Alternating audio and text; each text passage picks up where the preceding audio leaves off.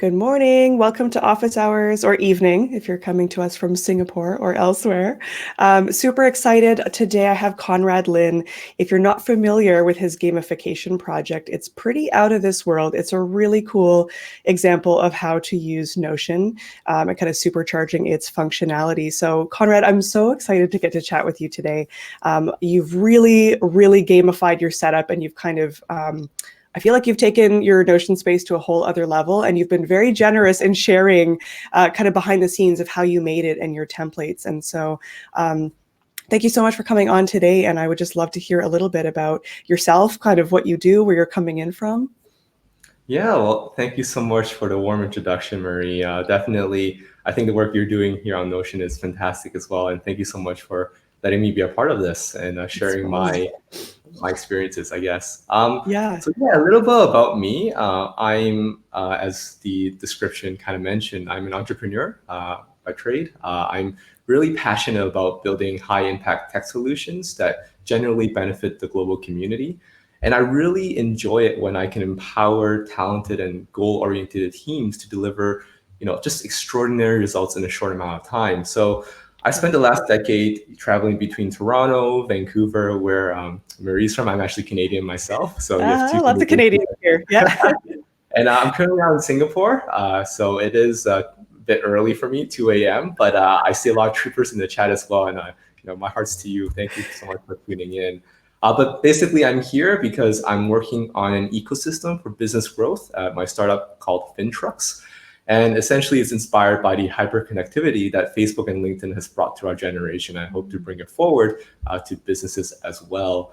And yeah, so essentially, over the past, I think it's been around 4 months since I started Notion. Are you serious? Yeah, it Okay. hasn't been super long for me, but ever Wow. since I picked it up, I just saw like a lot of power in it. And because, I first started building out like, I'll explain a bit more about gamification in a second, right? But essentially, I started this project out just between me and my friends and me and my family. I wanted to find a better way for them to stay motivated and just accomplish all they could accomplish.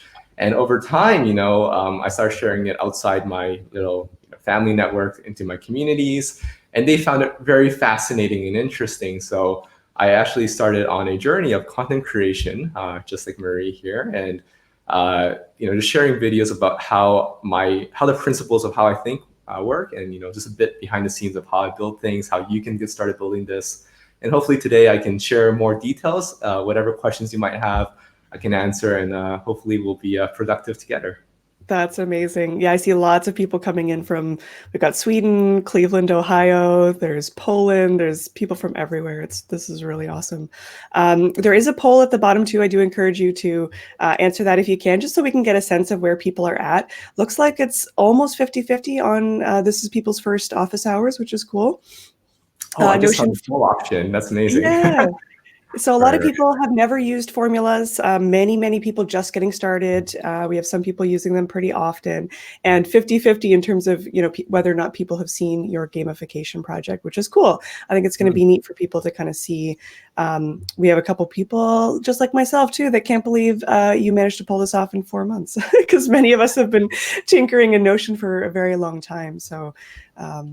I do have to say, like, I was inspired by a lot of the resources out there. Like, honestly, if you just YouTube or Google Notion guides, Notion templates, Notion tutorials, you'll see great stuff coming from people like Marie. Like, your master tags database was actually the click that helped me solve how I was going to do gamification, right? And then, so you have a part to play here, actually, Marie. Like, definitely, it's been through your videos and through your guidance, and of course everybody else who's been contributing to the space, that I've been able to just fast track my knowledge, and I truly believe anybody can do the same. Oh, absolutely. And I think sometimes people are a bit self-conscious about sharing their space, but I think anytime you see how someone uses your space, it triggers new ideas. So even I think it was seeing your gamification project and the way you had your epic wins and everything. I actually went back and made a size and progress database and kind of adapted what I was doing too. So I feel like there's always this sort of, learning, seeing, taking what works and adapting our spaces, which is really fun and exciting. So Yeah, and the most important thing is that everyone's space is customized to you. Like, I don't dare to say that my way is the best way. I will never say that. I'll just say my way is a way. And if you can learn what you can from my space, I think that's about all the knowledge I want to give you, because it's up to you to take it farther. And if you find out how to integrate it, specifically for your, I don't know, educational center, specifically for your workplace, specifically for yourself to achieve your goals, all the power to you. And I'm very happy that if I'm able to help you advance in that level. That's awesome. Should we jump in and kind of check out your Notion space? Also, just wanted to put it out there too, if you have any questions at all while Conrad is showing his space, to make sure to put it in the ask a question area. I will keep an eye on the chat, but sometimes those questions can get lost. And so if there's something specific that you want to see as well, don't hesitate to put it in the chat, because we can also like adapt the session. We can, if you want to kind of do a little bit of a how-to or something like that, we can always, we want these sessions to be as useful as possible. So just make sure to ask for what you want to see. Yeah, exactly. Cool. Yeah, so I'll start sharing my screen. And I think I'll start by showing what can be done with formulas before I dive into like the nitty gritty of them. So just so that you can understand a bit about like why you might even want to try out formulas in the first place. I think that will be a good start. Let me first talk a bit about gamification and like why it all came about. Just a little theory, just to get you like your mind's prepped of what's to come. Essentially, like I stumbled upon this idea, and it's not a new idea. Gamification by no means is a brand new idea, but essentially, like I just saw this entire generation, and it's from all the way from millennials all the way to my grandma, who's now addicted to these mobile games, right? And every single moment, every single day, you're just, when you're bored, you're on the, subway or transit, you're on your phone, playing Pokemon Go or whatever you're playing now. And they all have these like little hooks that get you to keep engaging with them every single day, for a set amount of time. And if you don't do it, and if you don't move forward and, log in, you lose your sense of progression. And I was thinking like, how come we can't do that to our daily lives? Why don't we impart that into our daily lives and make sure that we are rewarding ourselves for the small wins we do every day, even if they're not completely visible, and ensure that we're actually moving forward and progressing, and eventually the outcomes that we're achieving are then born, they bore fruit. So I started on that kind of concept, and I've tried out many habit trackers and many of those apps that claim to gamify your life. But I always found that they were quite limited in what they could do, simply because they are, just pre-built software, and they assume that your life is a certain way. So when I stumbled upon Notion, as I mentioned 4 months ago, and the most beautiful thing about Notion that I really enjoy is that you can add so many different properties. And this might look daunting to you, like definitely it's quite daunting right now. But I'll be explaining how this kind of works and what you can ignore, what you don't need to pay attention to. But essentially, the idea of having so many properties actually lets you be able to play around with the structure of how that page will behave. And this is something that, from what I can tell, no other productivity app has been able to give me that. And I've been using Asana, I've been using Jira, I've been using so many different things for my workspace back in the day, and this is just really what makes it possible. So so I embarked on that journey, and the theory behind it is that every action should be gamified, with good behavior reliably rewarded and bad behaviors reliably disincentivized.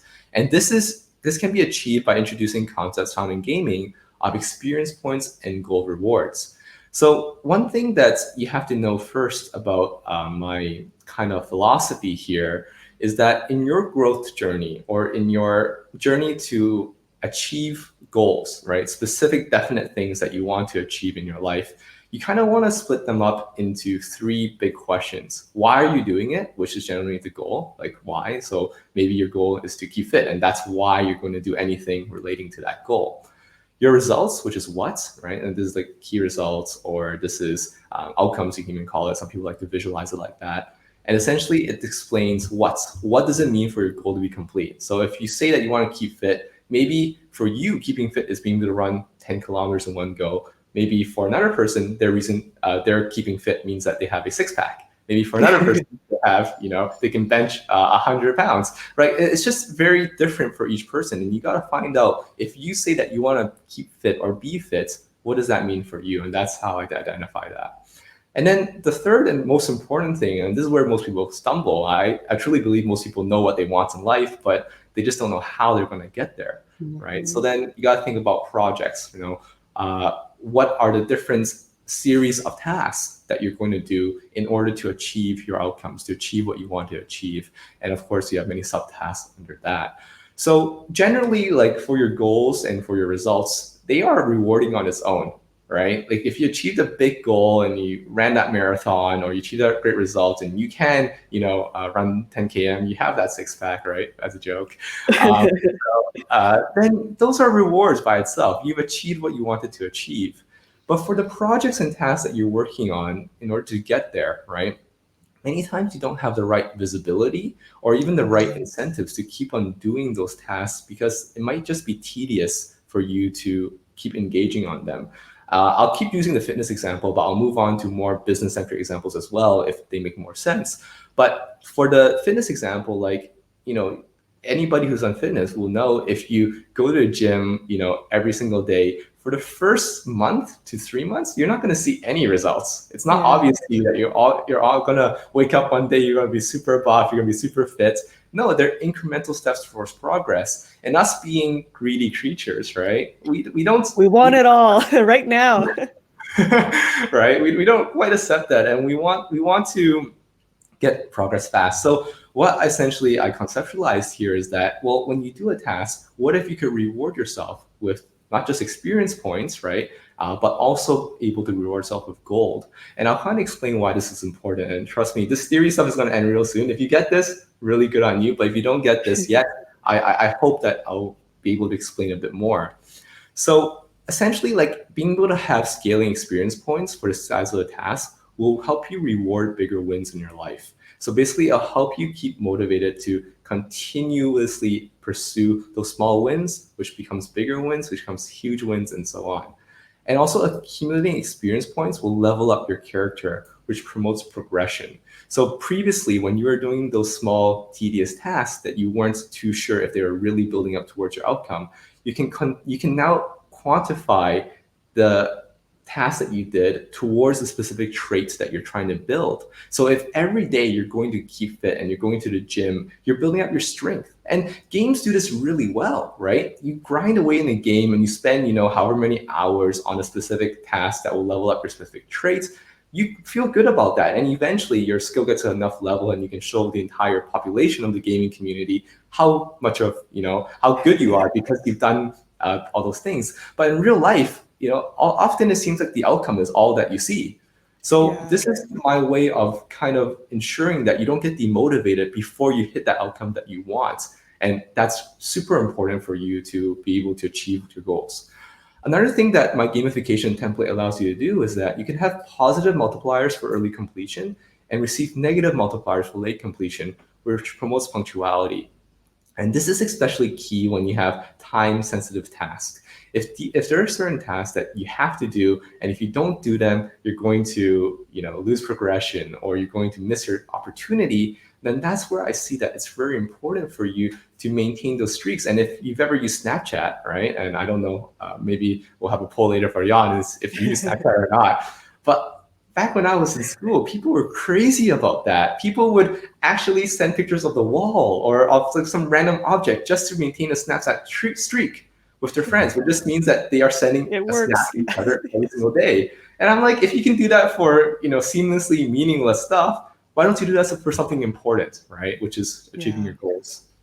Another thing that's really important, and this comes from the Loretto Principle, is being able to break down every task into 30-minute chunks and don't allow interruptions. And this promotes perseverance. And this is a very key concept because it's super important for you to not get distracted. And often, a task doesn't take that long, right? Maybe if you start estimating your task, and I'll show that in the template, you can estimate your task timing, it will only take you maybe an hour and a half. That's 3 chunks of 30-minute times. But because normally, while you're doing that hour and a half worth of tasks, you're on your phone scrolling, Reddit, scrolling, Mary's Notion templates, you're scrolling, Facebook, you're actually wasting your time and not being able to concentrate on the things you want to do. So my advice is, and what the Pareto Principle is all about, is if you can break down things into 30-minute chunks, spend 25 of those minutes actually doing the task, right, concentrating fully, and then spend those 5 minutes relaxing. Do 5 minutes of Twitter, of Facebook, whatever you want to do to enjoy yourself, and then get back into it after that 5 minutes break. That's how you can stay motivated and stay focused. So this kind of is mixing a lot of different principles in, just because I have researched a lot of different ways to maintain productivity, not just in my life, but also in the companies I work with, that I hope to impart onto anybody who can use this template. Awesome. Another thing I want to talk about is goal rewards, and that's something I haven't talked about too much yet. But the goal essentially can be, creators of tedious tasks where the rewards may not be obvious can reward scaling goal bounties for completion, which promotes urgencies and rewards delivery of hard tasks. And why that's just important is because, for that really tedious thing that you might not be so interested in doing, it's often quite important if you're able to go about and say, hey, what if I could actually go and reward myself for the difficulty of this task more productively than something else that's a bit easier or a bit not as high impact or a bit, just not as urgent. So all these things all come together. And again, the template will keep in mind all these different things in order to reward you the proper goal bounty for whatever you're doing. And of course, milestones achieved for daily routines should also reward goals, so promote sticking to good habits. I'm just gonna flip back to the oh, can I see it anyway? Yeah. Anybody? Yeah, sorry. Yeah, Pomodoro. Exactly. Yeah, not Pareto. Yeah. Yeah. So if there's no other questions relating to the theory, I'll start showing you exactly what you can do with it. The first thing I do want to say is that anybody can go out and try this. It's an open template for everyone. So if you just go to gamify.conradlin.com, you'll automatically get sent to this my Notion, one of my Notion templates, which is the gamification project, and you'll just basically get a bunch of how-tos on how this all works and what you can do to get started. But of course, since I'm walking you through, you don't need to follow blindly by yourself, and I'll show you all that needs to be done. I'll show you my copy. This is the enhanced version, which is I improved quite significantly for the community. And this essentially is kind of an outcome of what you can expect to see. So for the gamification leaderboard, essentially, you can choose to see as many people as you want to see. And that's something very interesting to me, because when I first started this project, my idea was that, I was already very entranced with the idea of building a second brain digitally. And I think that came about when I started noticing Tiago Forte's talks online, and also his whole thing about para and building a second brain. And I was thinking, what if I take that concept further? Building a second brain for myself is great. I can now offload all my memory into a stored digital database. I don't need to spend my time remembering stuff, and I can now use it to process and see patterns, which is what the brain is good for. I mean, for now, algorithms will take over someday, I'm sure. But then I started thinking about how can I get my entire family to have a second brain, but a shared second brain, right? That me, my parents, my siblings, we can all have a shared brain where if I have best practices and I've learned something, I can pass it to them. My parents have decades of experience over me. How can they pass that to me, right? One thing that they shared with me, I was over back home for the holidays, this break, was that they were quite worried that since all my siblings are now leaving the nest, right? My sister is just about to graduate from high school, going to university, that they don't have any more chances to teach us, right? We're all going to be so far away from home, and they don't have that much chance to speak to us anymore and pass knowledge. So I was like, well, what if there was this, right? What if there's Notion and we can all share our best practices of what we've learned in life, right? We can share things with one another. We can see our progressions. We can see what we've recently been winning at, and we can cheer each other on, right? Obviously, we have those WhatsApp chat groups. We have those Telegram chat groups. But what is going to help us make context in there? Instead of just saying, hey, I finished this today, we can actually see a live scrolling database of things we've accomplished recently, and we can all celebrate our wins together. And on top of that, I have interesting templates like, the meal planner. How can my parents and my grandparents share their recipes with me so that we can all work on them together? So really interesting stuff like that is what Notion has enabled for me. And one part of that is this leaderboard here, where it's practical for families to be able to be involved in each other's lives. It's practical for corporations, for companies who want to see, like, who's doing well in the company, who's been achieving win after win, who's a bit stuck and might need some help, right? The whole point of having daily scrums is that you're able to voice out what's impending you, what's stopping you from doing the things you want to achieve. And if we all have our goals very clearly lined up for us, and we all have exactly the tasks that we're all supposed to do, and we all have the wins that we're seeing for each other, that's where I see that you can have a very transparent community, have a very transparent company, and be able to help each other in times of need, because that's what we're all here for.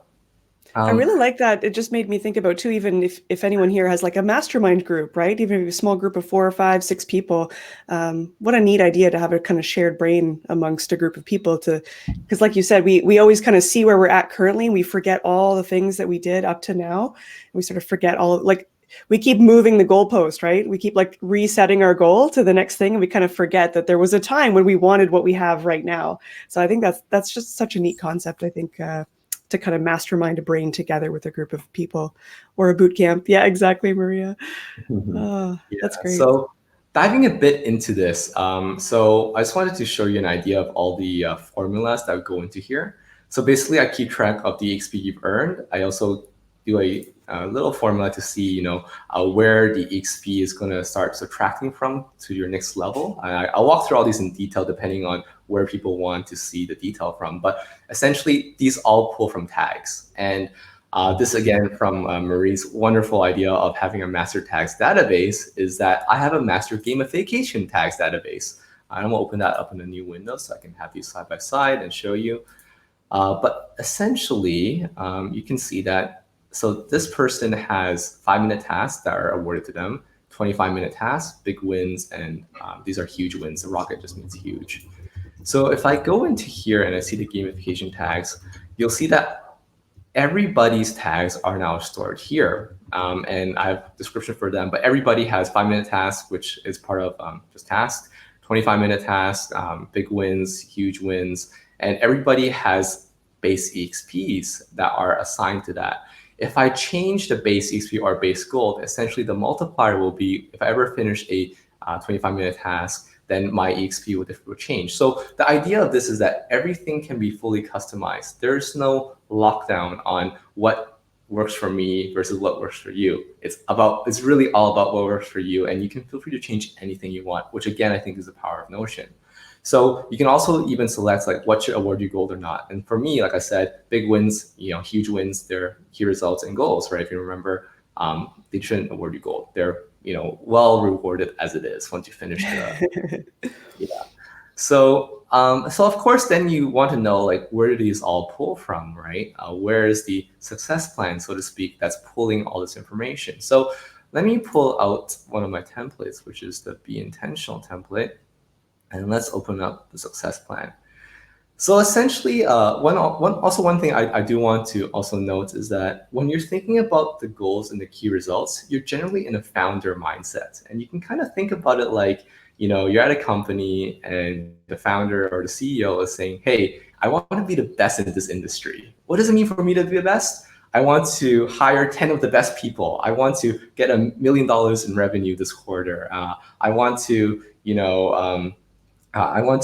promote 5 new people to VPs. I don't know, right? But essentially, the founder comes in and says, this is what the high-level thing we want, like why we want it, and then these are what it means to want those things, right? And generally, that's the founder mindset. And I think you should also have one for yourself too, is because more often than not, we spend our time thinking too much about executing and not enough about planning. And of course, some people might have the opposite problem, right? But so that's why I think, like, as a founder mindset, you should do this once every 2 weeks. So you should reorientate yourself every 2 weeks. And essentially, you see that these are basically all the areas in your life that you want to improve on, right? And for me, I have 9, lifestyle, health, mindset, being able to share, finances, knowledge, etc. And essentially, I would map out all my different goals in all the different quarters based on what I want to accomplish in that time frame. And of course, this is just demo data, so I have not that much here, but you can see the idea. And this is the goal, and this would be the key results. And I have a formula that automatically shows two things. The one thing is that this is shows a label. So one very important aspect of using a formula is that you can surface data that previously were from different properties. So if I open this up, you'll see that each one of those properties are in a different space. Tags is here. We have impacts over here, and then we have the Q4 is actually a target quarter, which is again calculated from the dates actually. So it's not even I don't even put the quarter in. I just put the dates and it'll calculate the quarter for me. And that's help from Alex Sherwood, a Notioneer. And so there's a lot of interesting different formulas, as you can see, that work for each thing. But the most interesting thing is that you can have the same formula property show something different in a different view. So let me show you what that means. So as I mentioned, when you're looking at the key results and the goals, you're kind of in a founder mindset, but I also want to talk about the management mindset. As a manager, so assume that you're a manager in a company, right? And you got the high level goal of saying, hey, boss wants to make $1 million this quarter. Oh my God, what do I do? Right? So then you start thinking about, well, I definitely need sales, right? I definitely need marketing. I might need an email campaign, right? I mean, and we need an ad campaign as well. And you start thinking of all these different projects that you're working on in order to achieve that outcome that everyone's trying to accomplish. And then, so as a manager, that's your responsibility to make sure that is the outcome smart? Is the outcome specific, measurable, attainable, time-based? Is it going to be in relation to the greater why of what you're trying to do? And then you figure out, are these projects correct? Are these different projects the ones that we should be working on and should be experimenting on to make sure it works? And no, don't get me wrong, like these things can change. Like the projects that you're working on can always constantly change depending on what you need to get done. Maybe at first you thought you might need Facebook ads, but then you realize that most of your customers live on Google and you want to do SEM instead, right? And so the project is a place for you to keep on churning. And I can show you all these views in here, but I actually have a very interesting and more beautiful layout in somewhere I call On Deck, which is, and I'll show you where that is. Let me open that up. So here I'm going into core views. So essentially, like I live my life in 3 views because I don't want to always go into the nitty gritty of the full database every time I need to do something. So what's important for me is that I have 3 different views depending on what I need to do. On Deck contains everything I have to do to achieve my goals. Dailies contains anything maintenance related or reflection, etc. And dashboards contains any items I need to look at least once a day. So I have my own set frequencies of when that's important to me. So I don't get lost in the complexity of Notion. That's one thing a lot of people tell me is that, oh, Notion seems so hard, it's so complex. Not really, because you have the option of being able to surface any data that you need to surface when you need to surface it.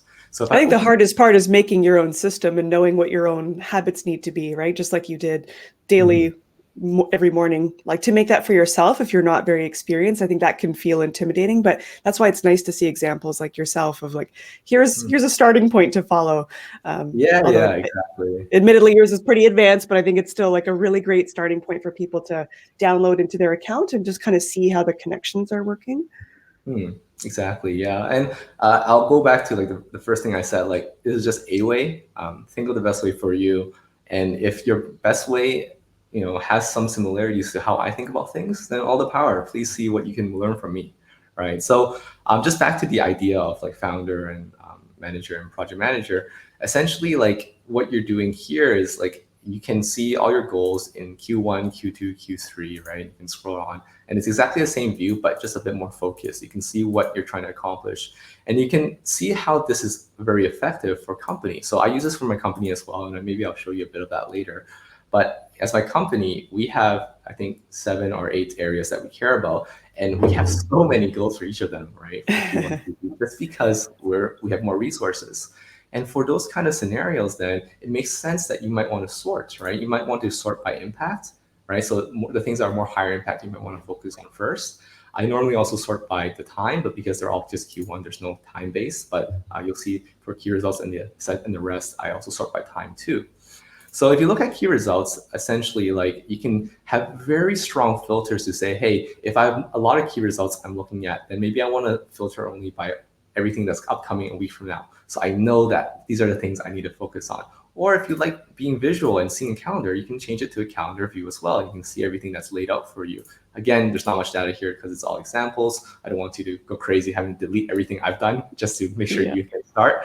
So, but essentially, like you see that, okay, so this is very important, right? This semi-high big win thing, this is the exact same property as this. But I removed the quarter because I don't really care about the quarter that this is doing. I care more about how, like the specific dates I have to finish this by.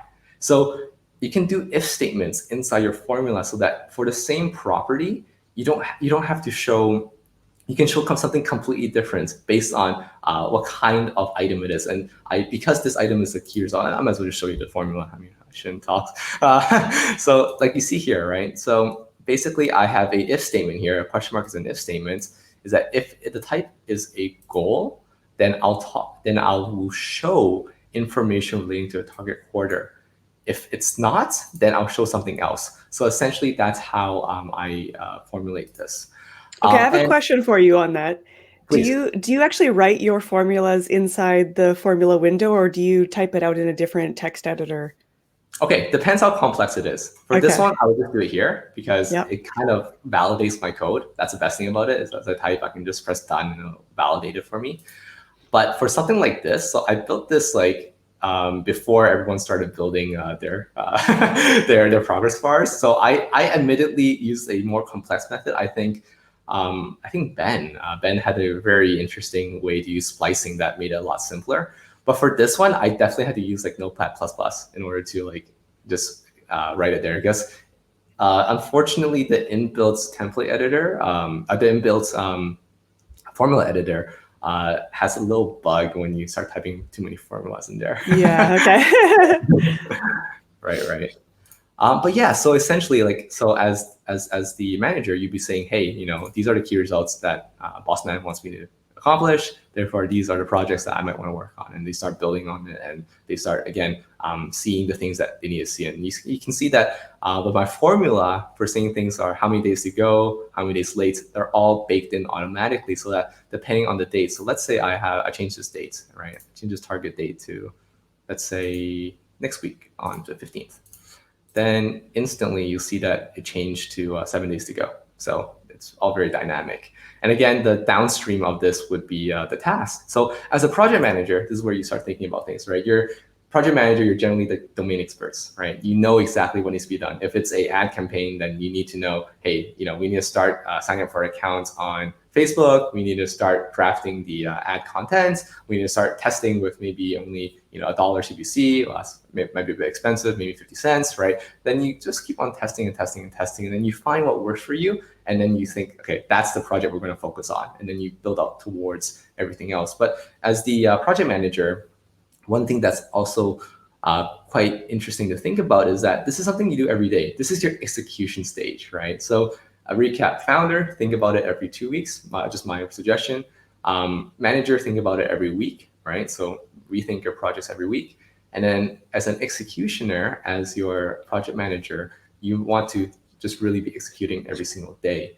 So you see that I have essentially sorted all of these by a few things. Some things are the impact value, some things are the punctuality, some things are the gold rewards. And let me kind of walk you through that. So the concept here that I want you to take away is that when you're looking at this, it's almost like a quest list in a game. And that's by design. It's because when you see things that you need to do and you see that how urgent they are, you see how rewarding they are going to be, and you see how impactful they might be to your progression, that's the key points that I found that motivates for me to do things. So when I open this up, right, and the gold value, I don't calculate at all by myself. It's actually all calculated from the gamification tags here, because I said, well, if it's going to be a 25-minute task, I want it to be 50 gold. But on top of that, right, if the difficulty level is a 1, that means I expect it to be one chunk of 25-minute time, and therefore it's only going to net me 50 gold. If I change this to a 2, and I just want to show you, immediately that changes to 100. If I change this to a 3, it changes to 150. So all these things are calculated because I have formulas determining what those multipliers should be. And on top of that, what's important is having the impact, right? And for me, impact is relative. And you can think of it like this. If you have 3 items servicing an upstream, let's say 3 tasks servicing an upstream, it's up to you to define what's high impact and what's not high impact.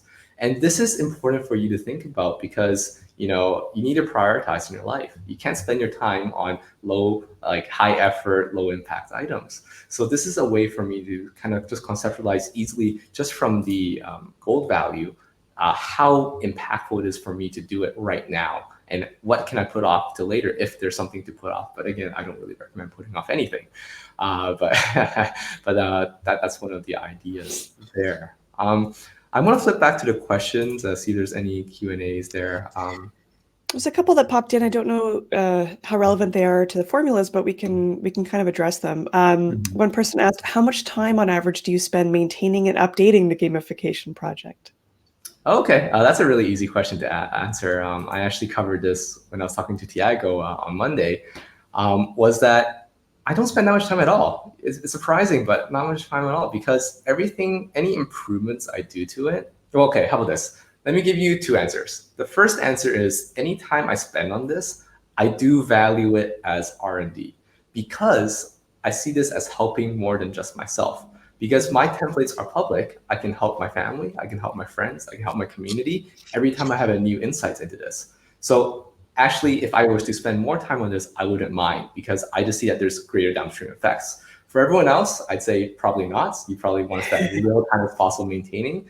But again, the beauty of people that are following my projects is that they can just learn from what I'm doing, and all my improvements are pushing out every week. So I think that's a benefit of having being downstream of someone who's actively working on a project like this. But my second answer to this is that I probably spend 4 hours a week. It's not much. And the 4 hours is actually including time I'm just working on things. Because let's say I'm working on something, and I might even show you a live example later. Let me show you the live example now, okay? So this is something I've implemented in my personal setup already, but I haven't implemented onto the public version.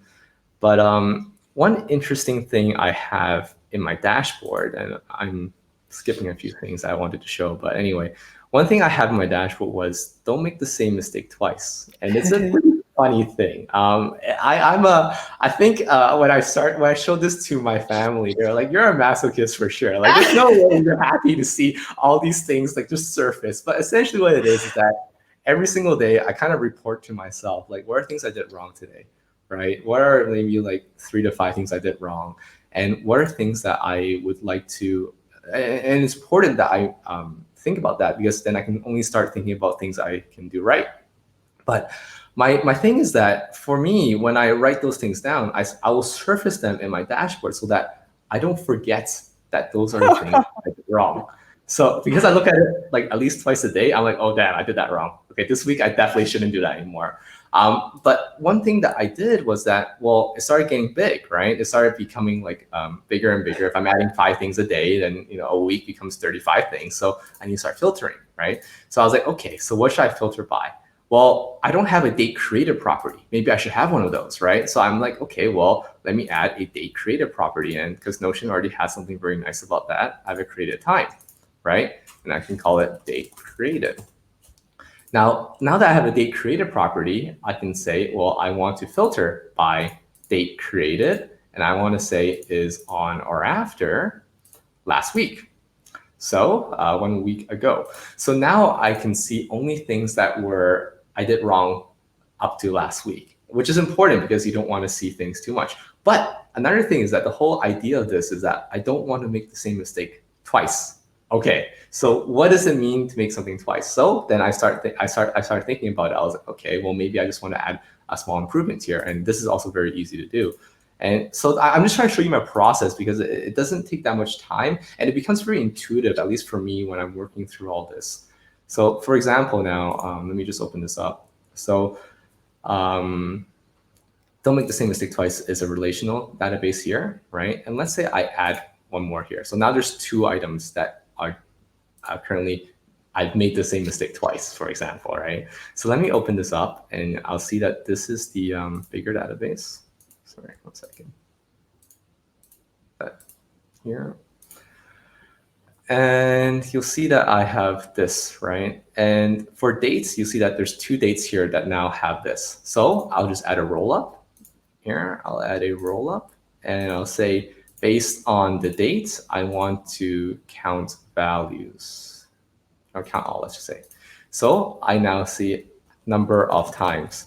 So basically, I made this mistake twice. Now, here comes the fun part, right? I want to show things I've made the same mistake twice all the time. So I remember not to make it 3 times. Wow. So Yeah. if I go to dashboard, right? Now I can say, hey, I want to filter or things number of times is equal to or greater than 2. Now I see that surfaced. That's awesome. Right. So that's the whole idea behind that. Like, I think it's very intuitive once you start thinking about things. And I mean, this kind of improvement took me, what, 5 minutes? Not even, right? And I did it live. And I think it's Yeah. something everyone can try doing by themselves too. Definitely. I love that because in my daily journal, I do a roll up into the week and I have, my gratitude, things I can do better, and Mm. lows and challenges. And now you're making me wonder, does that need to be a database instead of a text field to be able to, to be able to see a list of all the things I can do better? Or I think it's really interesting to be able to surface it in that way. Yeah. Like, another thing, like, since you mentioned that, Marie, like, I had that same struggle too, honestly. I was like, okay, what about these things should be text items, right? Like, Yeah. say, for example, like these things, like, well, definitely they should be like text items, right? Like there's items. This, like, what I feel, did I change anything? No. Okay. Yeah. What I feel good, what I do today that I feel good about, that might be a text item. But I started thinking about, like, what do I want to see analytics on, right? And Right. for me, making mistakes, definitely, I want to see analytics on that. And things I'm grateful for, that's also things I made a separate database for, because I like to have a shared database between myself and my family about things we're grateful for. I mean, it's just a ritual for us to, like, every day we just count, 10 blessings. And that kind of helps us orientate ourselves about, what happened in our day and what was significant in our day enough so that we were grateful for that. And I think Wow. that's something I really enjoy. That's really neat. I like the idea of having a gratitude database that you can look at. I mean, even with my 3 words, I went back at the end of the year and I did a Kanban board that summarized all the different words so I can see, like, which word did I use the most in the year? What are, like, the top 3 words that kept showing up over and over again? And to me, that's just really interesting, I think, to look back and see how happy was I overall? Like, you could actually see these numbers and sort of see what the connections are maybe between your effectiveness and your gratitude or productivity. And it's just really interesting. Yeah, that's exactly right. And one thing about effectiveness too, like, I'm working on this, I haven't figured it out just yet. I was just thinking in the back of my mind is that normally when I do my daily reflection, right, and this is the template version, so I don't have what it shows, but I also surface everything I've accomplished that day because, again, my success plan is all here, right? It's all very visible. So it's very simple for me to just surface, like, everything in terms of everything I've achieved, both in work and at home, right? But also things I've spent on. So I have a finance tracker as well. So I like to track every single cent I use. So I also track that out. And then I kind of use that as a gauge to say, hey, how effective was I really, right? But I'm also thinking about ways to say, hey, how can that be automatic, right? So I don't have to consciously add that on into my effectiveness, but rather it's data Interesting. driven. Yeah. Right. Yeah. And I think it seems like you have enough data that you could very easily make that change. You could make some tweaks to make that possible. Mhm. That's interesting. Another question came up from Chris. I'm interested in learning what was your thought process in implementing this gamification concept. I wouldn't know where to begin if I were to create the system or come up with my own system if I didn't want to rely on templates. Thought process in what way? Because I did mention a bit of the, I guess, motivation behind it, but maybe you could be a bit clearer about what specifically you're asking about. Like, Yeah, Chris, I don't know if you want to add any clarifying questions in there, but because it does sound like as a founder, as an entrepreneur, working with teams, like you've been kind of drawn to and curious about productivity and effectiveness and kind of what draws people to be their most effective selves, right? So that's, I guess, I can sort of see your influences there and wanting to make your Notion space a little bit more gamified and do that. So yeah, I'm not sure if. Well, anyway, like moving forward, like I since we're here, I did want to show something interesting is that, another part of gamification is rewarding small wins, like I mentioned, right? So in my perspective, like there's kind of two tiers to finishing your daily quest, so to speak. And let me first actually talk about daily quests, because daily quest is an interesting concept to me. Because I observed time and time again, right? People that, especially when I was in university, people that had deadlines like tomorrow, right? Or like 10 hours, they would still spend the time to log on to their favorite game and do their daily quest because, oh, my daily quest is going to expire in 30 minutes. If I don't do it, I'll lose all my progression, right? Or I wouldn't get that amazing treasure box at the end of the day. So that got me really thinking. I'm like, people are willing to throw away their life's future for an imaginary pixels. What if I make those imaginary pixels your life future? And then that becomes your actual, thing that you're gonna, oh my God, I can't do this tomorrow, right? So my idea here is that, okay, meditating every single day is the only way you're gonna get good at meditating. Meditating once a month or once a year, you're not gonna get anywhere. So I treat it as a daily resource. If you can't do it every single day, you're actually missing out. If you can't exercise every day, you're missing out. If you can't, eat healthy, drink healthy, if you can't, do personal development every day, that's one day of productivity that you're missing. And if you orientate your mind this way, like in that gamified way, like for me, it changed everything. It changed the way I thought about things that I thought were mundane and boring into like, oh my God, this is a scarce resource. I need to do this often, right?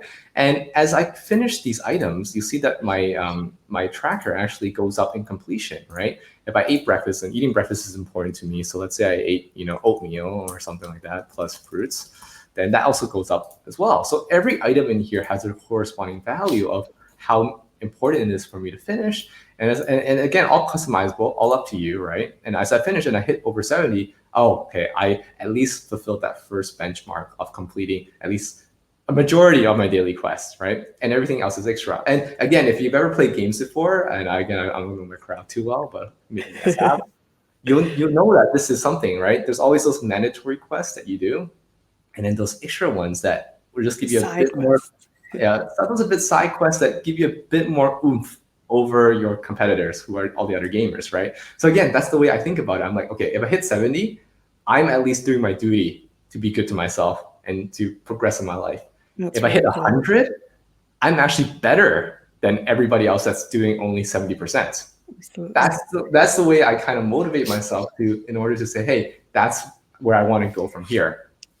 Can I ask, in the formula side of that, like, do each of those have, like, how do you decide, I guess, meditating, is that the same points as exercise or writing, or in your formula, have you actually kind of given those different weighted properties, I guess? Yeah, so to start, I haven't done that just because I do treat everything as quite the same. One thing I did do though, so let me show what I did do, is that I'm at 72% right now, right?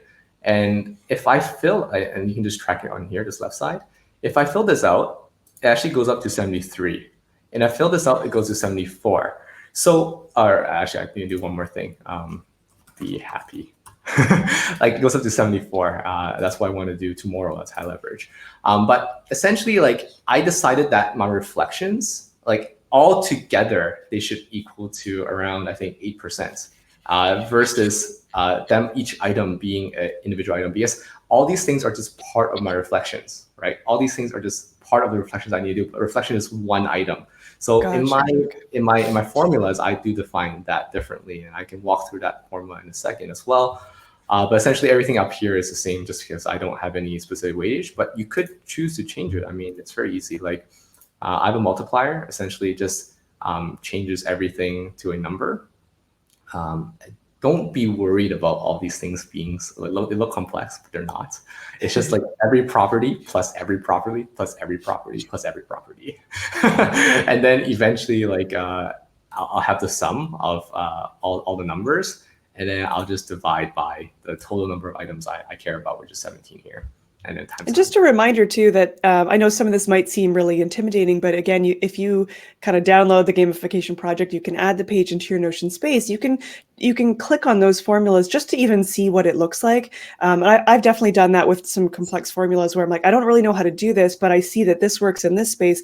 I'm gonna extrapolate a little bit and kind of just copy paste the couple pieces that work. So if you don't necessarily want to use the whole system, you can at least learn a little bit about kind of seeing how other people's formulas are set up and kind of cut and paste and practice a little bit in your own space. It takes a bit of time, but thank you for sharing it so generously with us so that we can kind of see what's actually happening behind the scenes. Yeah, and like you can start simple. So like my whole thing, like I have complex things and I have simple things, right? I showed you a bit of the complex things just now, but I mean, if you want something really simple, just to start thinking about formulas, let's not use vitamins. Let's use like watering your plants, and that's something that you might need to do like only 3 times a week, right? So so first, let me explain this. So here is like your weekly maintenance tasks, your weekly quests that don't necessarily have to be done every day, but they might be things that you want to do, 3 times a week, 5 times a week, etc. So what I have is I have there's 2 important formulas that you might want to care about here. One thing that I define is that how many times per week I want to do this. And then I start calculating, well, okay, so my completion is going to be, again, I'm just adding the checkboxes of every single number. So 2 number just means that if I check this off, it'll count as 1, 2, 3, whatever, right? So as I add it, it just counts the number. And then my percentage is how many times I checked it divided by how many times a week I wanted to do it. So let's say if I checked off Sunday, Monday, and Tuesday, then I'm finished. I'm all done, 100%. And again, you'll see an example here, a very simple example of what you can do with formulas to set labels for yourself so that it's nice and pretty when you finish and you can feel that endorphin boost and you feel happy about yourself. But let's say I change the times per week to 4, right? And again, very simple. Then I become 75% done. I'm not done yet. I'll finish it up, then it becomes complete. I change that to 5, right? Then complete again. So this is a very, very simple formula you can get started with to start thinking about, what are the things that you might want to keep track and what are the things that you might want to use a formula to help you make it a bit more smarter. And I would say there's a few classes of formulas, a few use cases of formulas that you can use. The first use case that you see me use a lot, you see me use it here, you see me use it here, is labels. I love being able to see custom labels on that I finish, and I think Marie feels exactly the same way. One thing I do wish is that I can also control CSS, so I can control like maybe this whole row becomes highlighted green. Oh yeah, background color, yeah. Right. So that's something I'm looking forward to if that's ever implemented. But like for me, this is a way for me to visualize things I'm done because it'll be really boring. Let me just show you. Like, let's say I hide this, right? This is really boring for me. I don't know my progression on this at all. I don't know if I finished anything. I don't know if I should finish more. It's just super boring. And the second that you have a formula that kind of surfaces that, I think it's this one. No, it's remaining. So it's this one. Then I can see exactly like where I'm at with this, and I can see like the big alarm signs if I haven't finished it yet. And same things with here, right? I'm at 0%. It's quite obvious that I haven't done anything here, right? In this example template. So I'll be motivated to go and do that. I like that. Another example of formulas is to calculate the completions. So as I showed before, the calculation is quite simple. You just need to show the 2 number for each checkbox, and then it basically counts as 1. And then you add them all together, and then you have a formula that divides everything by the total number, and then you times 100, and then you have a percentage, right? Super, super easy. And another interesting thing about that too that you might want to think about is you can do this for anything that you want to keep track. So in my daily quest example, I even wanted to keep track of the food I want to eat. And if I really want to be complex, I can say that if it's a specific kind of food, I'll reward myself. And if it's not a specific kind of food, I'll not reward myself. That's a bit complex. I wouldn't go there, but that's something you could do, right? Yeah. Yeah. I think it can be as simple or as complex as you want it to be. Yeah. Yeah. There was a question that came in about roll-ups. So Chris was asking, can you explain the concept of roll-ups? I read about what they are on Notion support page, but I still don't understand what they are and why I would want to use them. Oh yeah, I love explaining rollups because they're the most fun thing. And They're so fun. Yeah. yeah, they're really fun. And I think like a lot of people who don't have a concepts of database before would have a tough time understanding it. So let me explain it and you understand. So I have a section in my dashboard where I plan out all my meals for the week. Okay. And essentially, I have this meals relation database, and it goes towards my recipe box, right? And let me just open that up for you guys to see how the whole expanded view looks like. So in my recipe box, I have all the recipes that I have, and if I open it up, I can actually see like I have ingredients that I link to, directions, just information that I need to actually cook the dish, right? Cook the thing. So what's important to me though is that when I select this meal item from my database, let's say on Sunday, I want to eat, banana bread as well as Greek yogurt. And let me just expand this a bit so you can see. I'll wrap this out so you can see that it's more than one item in there, right? So banana bread and Greek yogurt. So this is a roll up. This is bringing in properties of that item, which lives in the other database, into a property of this database, this table. And why that's important and why that's useful, I'll show you two examples. One is less powerful than the other one. The less powerful example is this. The less powerful example is that, hey, I want to know if it's a breakfast or it's a treat. So then I know that, hey, I also need to add a lunch in there. I might also want to add a dinner in there, right? So I can keep adding more items, maybe I'll add some soup and etc. Oh, and something interesting about this template as well is that I actually shared this recipe box with my family. So whenever we have any improvements to shared family recipes, we can just add it in there, and we can also see where who's eating what at any time. So if my mom wants to see, hey, in Singapore, are you eating well? That's something our moms always ask. Right? Say, yeah, I cooked your soup the other day, Check right? the And database. check the database, right? And really, it made us closer as a family. I would say that's something that honestly, I would say is a huge Huh. plus to doing something like this. Another example, which is the more powerful one that you might need to wrap your mind around, is you'll see that I have a grocery list here on the right.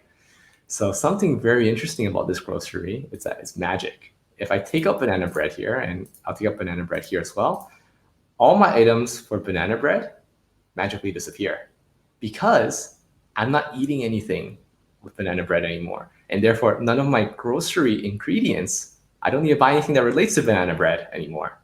And this can only happen because I'm filtering based on a roll up. So let me Oh, explain this yeah. one a bit. So let me open this up to its full maximum, and you'll see an understanding of it. So basically here, and this is also a filter. Okay, let me just open one of the items up. Essentially, I have a when item in here, and this when comes from this table. Oh, let me open it. This table that says when. And I say, okay, so this week on Sunday, I'm going to eat Greek yogurt with fruits, right? And if I open up that Greek yogurt with fruits, so let's say oats is one of the ingredients in there, you'll see that on Sunday, on Wednesday, on a Thursday, I'm planning to eat that. So if I have a roll up that says, hey, whenever that roll up property is not empty, then I want to show it. I want to filter it out, and I want to show that information. And then I can start saying, hey, what's actually in my fridge, right? If I already have assorted nuts in my fridge, oats in my fridge, then I don't need to see it in my dashboard, right? So I have another filter on here that says if purchased is empty. Because obviously if I'm at the grocery store, I don't need to see everything that I might need to buy. I just need to see the things I need to buy, right? The things I don't already have at home.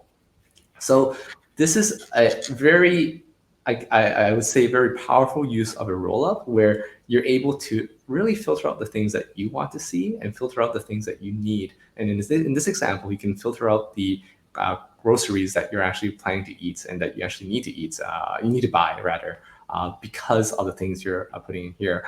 And you'll see that if I add back banana bread, or let's add anything else, like let's say breakfast burrito, okay? Now, that will also load out everything as well if I don't already have those items in there. let me see. So sometimes you might want to refresh just because I have a lot of items in here. Or you can just change the view, but yeah, so you can see some of the items came up that relates to breakfast burrito. I need a tortilla, I need a sweet potatoes, I need black beans, something like that. So that's another use case of the rollup that you can use. Another great use case too, something I've been doing recently is bringing in a sales database. So if I make sales on Gumroad, I actually have a roll-up that's connected to my daily journal. And then so for every day, week, and month, I can see a roll-up from the sales database that actually shows me like what is the total that I earned that day, that week, that month, and it's all pulling from a sales database. So there's so many interesting ways that you can do that depending on what information you want to surface. But yeah, you can kind of pull in those numbers and use them in formulas and do all sorts of interesting things. Yeah, like I can even show you something. So let me just, I wasn't going to show this, but since you mentioned that, Since you asked. let me close this probably. I want to show on deck for myself. And let's scroll down into here. Let's see content. So this is one of my content workflows, okay? And this is essentially some of the things I've been working on in terms of like what I want to essentially talk about next, right? So let's say I have a gamification full launch. I have a lot of integrations I'm adding in. And let's say I have a relation to messaging modules. And this is a really fun template I borrowed from, I don't have the name of them right now, but they shared it on the Notion subreddit, and I thought it was amazing. So their ideas were amazing. So I was like, okay, let me think about that.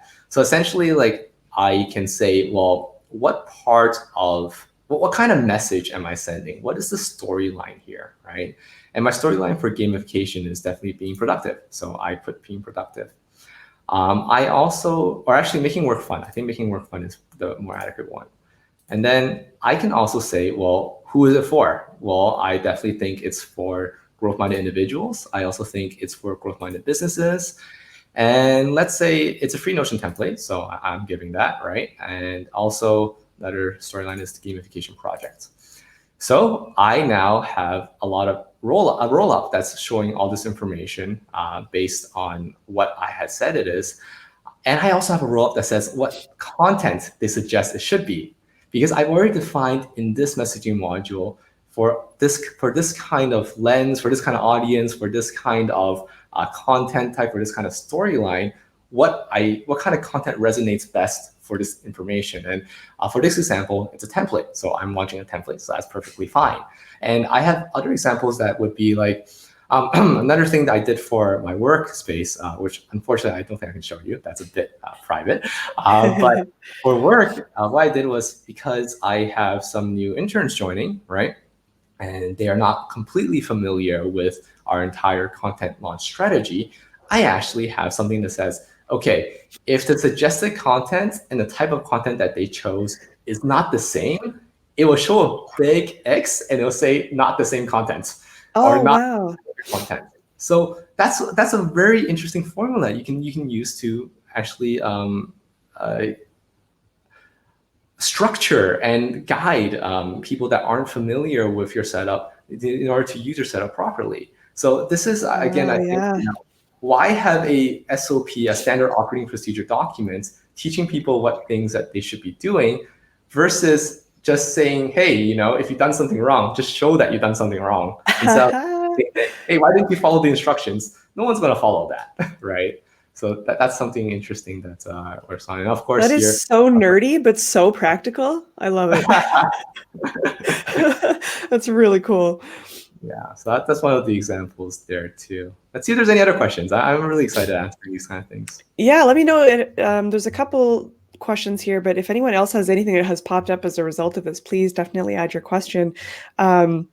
Chris was saying, this concept seems so complicated to implement in Notion. How do you figure out how to make your concept work? That's kind of tricky because, I mean, again, you can like pull Conrad's examples into your own space and start to play with it a little bit, but you probably have to have a pretty good grasp of Notion's functionality to know kind of where and how to copy and paste and kind of start to make it work. But you have to be willing to play a little bit, I think, and treat it like a bit of a playground. Yeah, like I think it's part like passion. Like if you're excited to like over engineer your life, like I am, I would say Yeah. I think that's something you might enjoy. But like to be honest, like I have a lot of people in my community. Like I recently started a community that's revolving around growth, learning, and just constant improvements within all of us. And for our community, like I have people in there that are really not that interested in nitpicking on every bit and piece of their life, but rather practicality, right? What Right. works for them. They enjoy my template because I've already built it up for them. They just need to do minor tweaks to make it work for them. And I say, then again, all the power to you, right? And if you really do feel empowered, like I think you're mentioning you want to build your own templates, I think that's great. I mean, if you can start visualizing what you really want, start small. So Yeah. what I initially started with, and I kind of want to show like what I started with, because I do want to show that it's not like it's not rocket science. I think it's something that you can figure out, right? So this success plan started off with Alex Sherwood's OKRs, if you believe it or not. And essentially, his template was super simple to understand, which was just, hey, set your. He had one database for your outcomes, another database for key results, and another database for tasks. And then he just linked them up through relations, and then you can start building from there. But it was just basic stuff, like none of these formulas and everything. And it was over time that I figured out my own needs. Like I need to see, I want to be intentional, right? So I want to see how my punctuality is. I want to see the impact score, so I can start using the Eisenhower method and start, comparing things that are impact versus effort versus, deadlines. And then I started thinking about, I also wanted to see, things are ready to start or not ready to start, and want to filter by those things. I don't want to see a whole list of things that aren't ready to start yet, that I haven't prepared for, that it's just going to clog my mindset when I'm working on things, right? I want to see things are clean and crisp. And that kind of goes down to the idea of going down to like inbox zero. Like I like to go down to to-do list zero, right? So everything at the end of the day, like I've completed and I'm happy with, and I feel productive and I feel motivated to move on to my next day. Yeah. That's awesome. Yeah, I really like that. Yeah, and another thing too, like just to showcase. So this is like just a I can't go in detail. I'm sorry, but like this is basically like the homepage I have set up for my company, right? So basically, like for companies, it really makes sense for me at least, where we all have one brain, right? We all know exactly what everyone else is knowing, so we don't lose sight of what we're trying to do, and we don't lose sight of what we're trying to complete at any time. So we all know these are the 7 things that we care about, right? These are we have a Scrum board for developers. We have our on deck for everyone to filter by their own specific tasks that they need to do every single day. We have a leaderboard that shows everyone in the company, how well everyone is doing. Resources that we're sharing, like any resources we recently reading and we want to pass on to everyone else. What's ready to start reading, like what are things that we should be reading that we haven't read yet, right? So those are the things that like I think is really important when you start working in a community, or at least in a shared space. And of course, even for yourself, all the examples I did previously are for yourself, right? You want to make sure that you are as efficient as you could be, and as you continuously progress through your life, you want to just think about things that you can constantly improve on. And for me, one of those ways that I'm improving myself is I'm just thinking about these kind of ways where I have more frameworks to be more intentional, achieve my goals, and essentially find more meaning in what I do every day. That's awesome. Any other questions I can talk about? A couple small ones that came in. One person was asking about, is it possible to export or share dates on a master calendar to a Google Doc or Google or iCal format? I'm curious maybe how you manage your tasks versus your calendar, and kind of how you deal with, I guess, Notion's lack of API potentially. No, I'd be happy to explain that. So let me show you this. This is a bit old, but let me show you this. So this is actually derived from one of my own schedules. It's changed by now, but essentially, like, I time box 30-minute chunks of my day, every single 30-minute chunks. And that's a bit crazy. I don't Wow. suggest it to anybody, but I would suggest it to keep in mind so you can be intentional. Like, I wouldn't say that you have to say, hey, specifically 7:15, I gotta do that thing. But I would say that once you start something, remember to end in those 30 minutes. So what I mean by that is, let's say, for example, I say that, let's say, because I work a few time zones, I work with a Canadian team at night and also in the morning. So I usually get to the Singapore office around 10.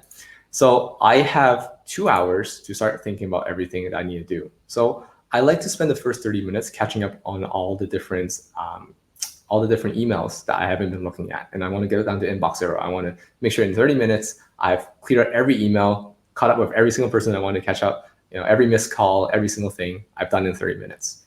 Then I start planning out my meetings. What are the meetings I'm going to work on? What are the different meetings I'm going to be doing? And then the last hour, 30-minute chunks, I'm going to start planning my day. What do I need to do? What are the meetings I need to go to? What are the on deck items, right? What are the things that I need to do to accomplish my goals for work? And then those are the things I schedule. So for me, my daily calendar, or like my Google Cal, is specifically only going to say, hey, between 10:30 to 12:30, I'm not going to hold any meetings, and I may only hold meetings between 1:30 to 6, right? So I'm very specific with my time. And if I'm going to have any social activities, it must be between 6 to 9 during a weekday, right? So that's how I kind of structure my life. Like, unfortunately, I don't like to, I can give you an answer on integrating Notion with Google Cal. I know there's plugins and APIs to do that. I can link some of them later. I have some friends working on those. But I would say that for me, like, it's a lot simplified because I've already set out structures in my day-to-day life that I'm going to be doing something specific, and I don't want any distractions on anything else. So therefore, I don't need to worry about schedules clashing because I already know that what I'm going to be doing at that time period. Does that make sense?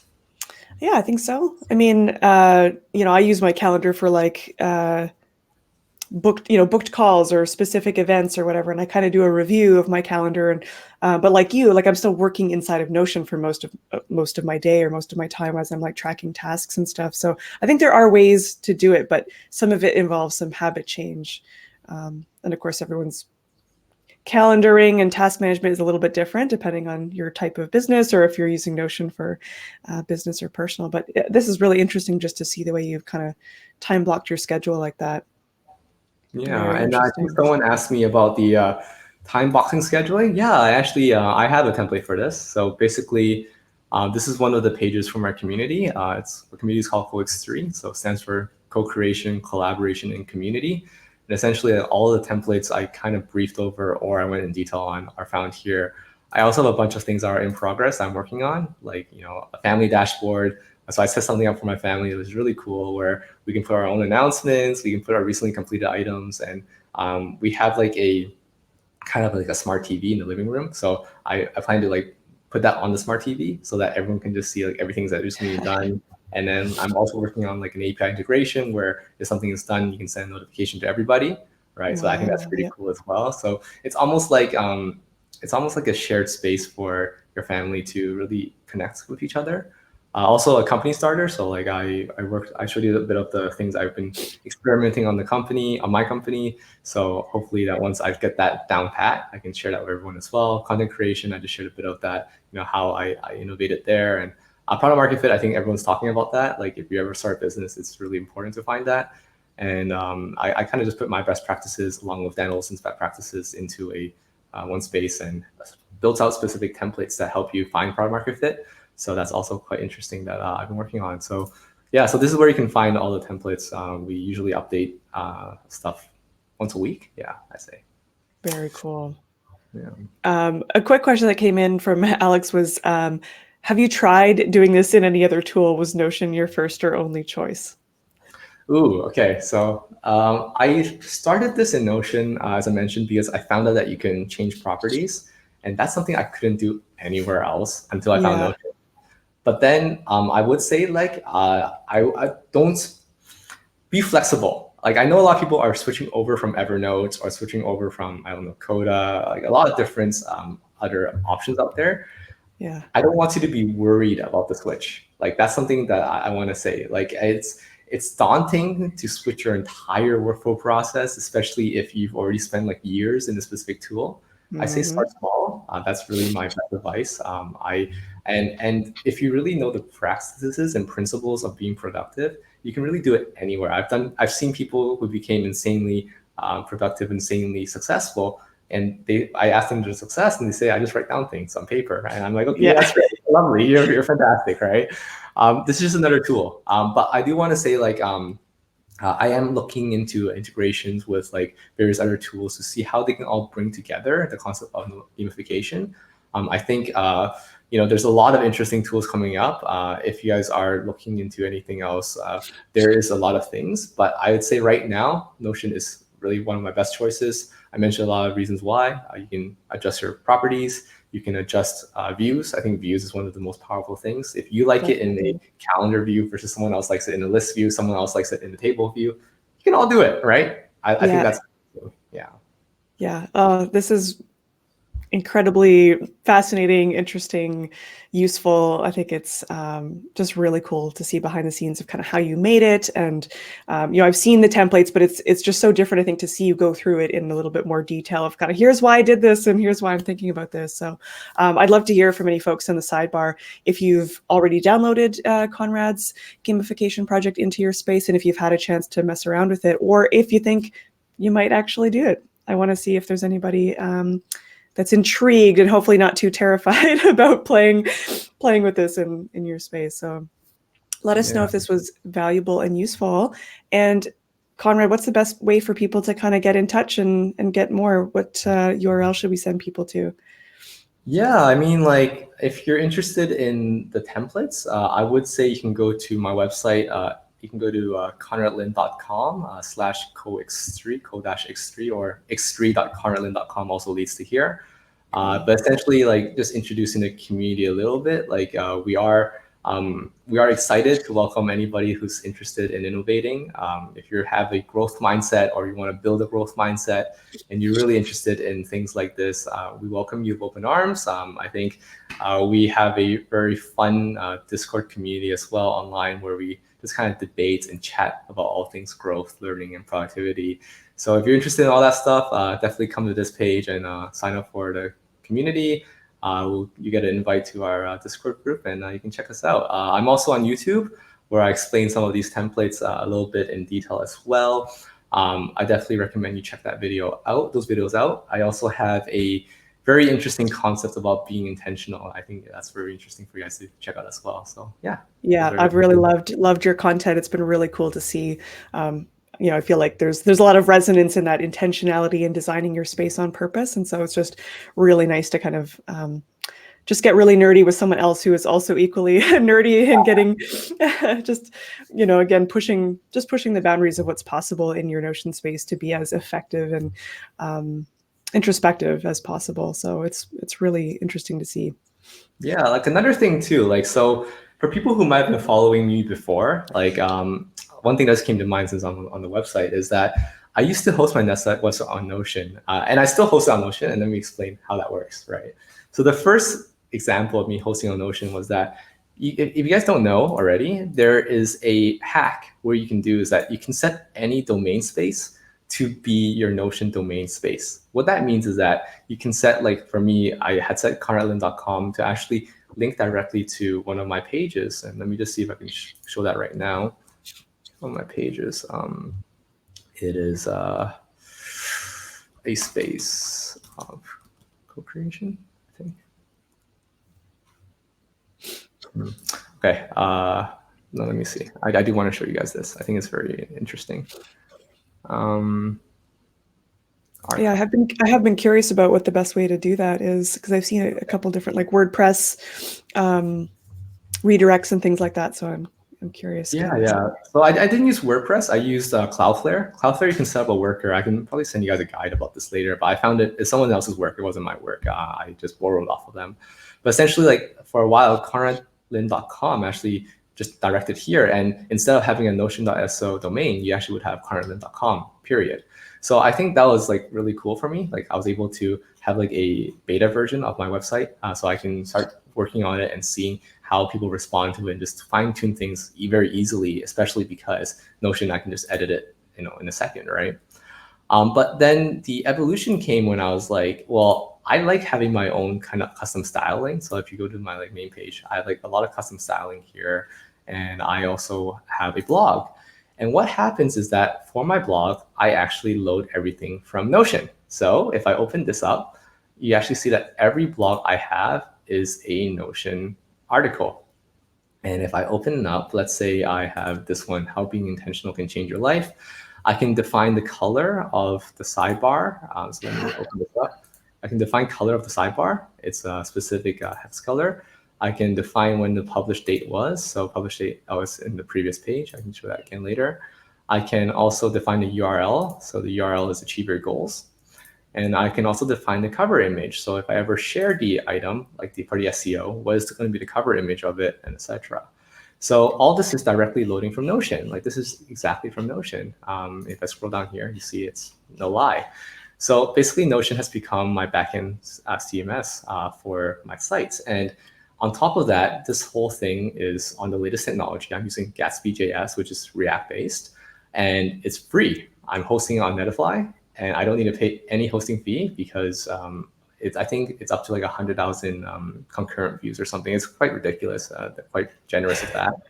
And I don't pay any money to WordPress. I don't pay any money to anyone else. I host my own website and I use Notion as a backend. So that's something that you could do. And of course, also as a newsletter list. So something interesting. This is also loading from the same database, but how I separate it, and this is where properties come from, is that for newsletters, right, I actually have it saying it's a newsletter instead. And again, my website will pick up that, hey, this is a newsletter, and therefore the newsletters go to this page versus that page.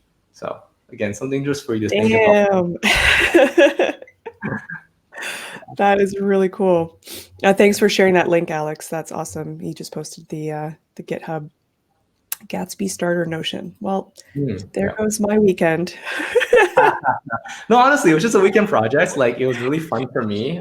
It's super easy to do. I think altogether it took me, 8 to 10 hours. And it's only because I didn't know any React code before. Like I didn't know how to code in React at all. And you can just build something like that. So it's really fun.